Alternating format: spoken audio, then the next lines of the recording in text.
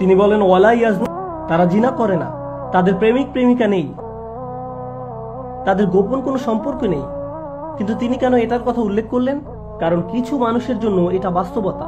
একজন সুপুরুষ সে যখন মার্কেট দিয়ে হেঁটে যাচ্ছে, মেয়েরা তার দিকে তাকায়, চাপা হাসি দেয়, এবং সেই ছেলেটি ভাবে এটা তো বেশ সহজ, কেউ তো দেখছে না, এটাতে কোনো সমস্যা নেই, তাহলে তো এটা করাই যায়। কিন্তু সে নিজেকে থামিয়ে রাখে। এটা কঠিন, আমি জানি এটা কঠিন, কিন্তু আপনি নিজেকে থামিয়ে রাখুন। মেয়েটা ভাবে ছেলেটা আমার দিকে তাকিয়ে আছে, সে নিশ্চয়ই ভাবছে আমি কতটা সুন্দর, সে এটা নিয়ে আনন্দ পায়। কিন্তু সে নিজেকে থামিয়ে দেয়, না এটা পাপ, আমি এটা করতে পারি না, এটা ঠিক না, আমার বাবা মা দেখছে না, পুলিশ আমাকে থামাচ্ছে না। এর মানে এই না যে এটা ভালো। ওয়ালা ইয়াজনুন, তারা এসব থেকে বিরত থাকে। আমি যেখান থেকে এসেছি, আমেরিকা, সেখানেও যুবক যুবতী আছে, তারা কলেজে যায়, কিন্তু গ্রীষ্মকালে কলেজের অবস্থা খারাপ, খুবই খারাপ। একটা 18-19 বছর বয়সের ছেলে যার হরমোন তার ভিতরে প্রভাবিত করছে, এবং তার কলেজের ক্লাসরুমে এমন মেয়ে থাকে যারা খুব সামান্যই কাপড় চোপড় পরে। এইসব মেয়েরা তার নিকট আসে এবং বলে, হেই, তুমি কি আমাকে হোমওয়ার্কে সাহায্য করতে পারবে?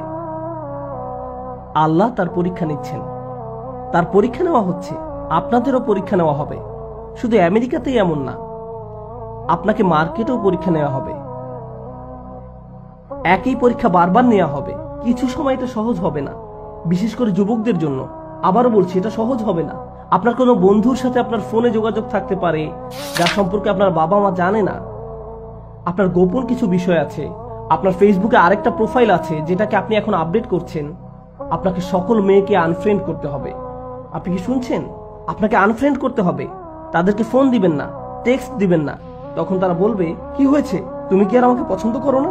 আপনি এটা কখনোই বলবেন না, না না না না, তুমি না, এটা ইসলামের জন্য। কথা বলতে যাবেন না, এটাকে ত্যাগ করুন, জাস্ট ছুঁড়ে ফেলে দিন, কাজ শেষ। আর না, মেয়েরা, আপনারা যদি এতে জড়িয়ে যান, থামুন, নিজেদেরকে থামান।